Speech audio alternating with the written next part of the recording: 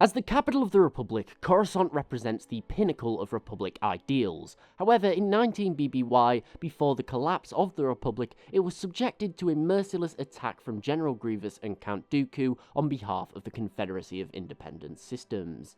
Thankfully, for the people of Coruscant, the droid army's commander had no interest in conquering the planet, merely kidnapping its leader. But what would happen if this wasn't the case, and Grievous aimed to take Coruscant full on?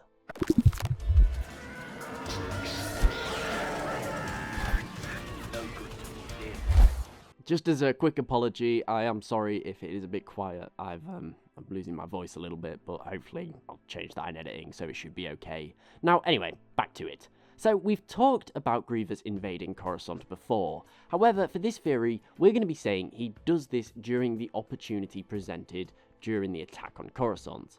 Now, the Separatists' capability to do this is limited at best. However, for the fun of the theory, we're going to be saying that they managed to put together a huge army even by Separatist standards.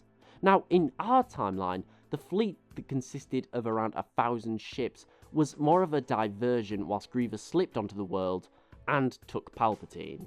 And we're going to be saying that the Separatists use a similar strategy for this theory. At the end of the day, Republic reinforcements were guaranteed to show up from the Open Circle fleet, and the Separatists' ability to beat them in an open fight was incredibly low.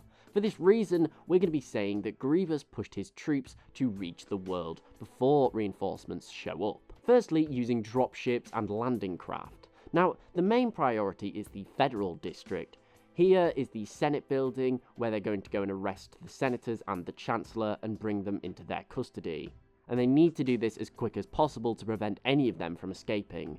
The Separatists will also need to be prepared to defend themselves, likely wanting to bring AA cannons down to the world and set them up around the district to shoot down any Republic reinforcements that are surely on the way. Grievous will likely be sent to deal with the Jedi Temple, whilst droid commanders will take control of other military buildings and police headquarters. Another key objective is the docks. This will allow the Separatists to land their far larger vessels that are still fighting in orbit, which can bring down far more resources faster than the smaller carrier vehicles. They can also act as a headquarters for the CIS forces, particularly as a safe place to store and recharge their droids. The real task here is taking control of the surface of the world, as this cuts off any way that the Republic will be able to attack. Now, assuming you can get enough troops on the ground and secure the aforementioned locations before the Republic can defeat the forces in orbit and begin a ground attack, then you can basically demand the Republic cease fire, as at the end of the day, you have the hostages, in this case being the entirety of the Republic Senate and its leader, and you can have them executed at a whim, and the Republic forces are not going to risk that. What would likely happen in this scenario is the Republic would create a blockade, which would stop the CIS commanders from escaping with their hostages and stop them receiving more supplies. Now, I see this going one of two ways. Firstly, is that the Republic attempt to take Coruscant back, but this is going to end in utter carnage. At the end of the day, it has a population of over 1 trillion people, and as we've seen, the Separatists have no qualms about using, for example, human shields, etc. So, if the Republic does choose to launch an attack, then the casualties will be immense. As well as this, the chances of them actually reclaiming all of the senators and the Chancellor before they're trialed and executed is also incredibly slim. And finally, remember that the Republic will have to call troops from the Outer Rim sieges to succeed in this mission, meaning that the Separatists will gain back territory in the Outer Rim that was previously taken by the Republic. Ultimately, this is going to end very, very badly for the Republic and very well for the Separatists. The Republic may have taken back their capital, but the casualties will be catastrophic and majority of their political leadership will be dead.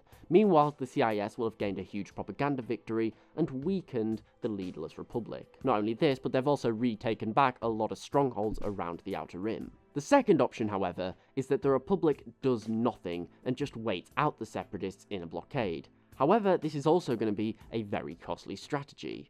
Coruscant as a world relies on trade to sustain its massive population. Without trade, famine will quickly strike, starting from the lower levels and working its way up. Now, the Separatists will have enough supplies on their freighters to last them months. At the end of the day, they don't need much food to sustain their army. However, the population will not have that long. the Separatists will likely treat the citizens of Coruscant pretty poorly, leading to protests which will then be brutally shut down by the CIS forces. However, this isn't good for the Republic either. If they're seen to be doing nothing, then the people will blame the Republic for not helping them, which is a PR nightmare for the Republic. In my opinion, this is the most likely scenario. The Separatists will then demand a peace talk, where the Confederacy is named an independent state, and the Republic will likely be forced to pay reparations to the Confederacy. At the end of the day, the CIS has all of the leverage it would ever need. Interestingly enough, this was actually done by Darth Malgus in Legends to gain a better peace agreement between the Sith and Republic during peace talks. And it worked very, very well for them. With the Separatists now in charge of Coruscant and billions of Republic citizens, going without much needed supplies, as well as the Separatists retaking territory in the Outer Rim as Republic resources are diverted to the core, I see no way in which the Republic could maintain the war effort.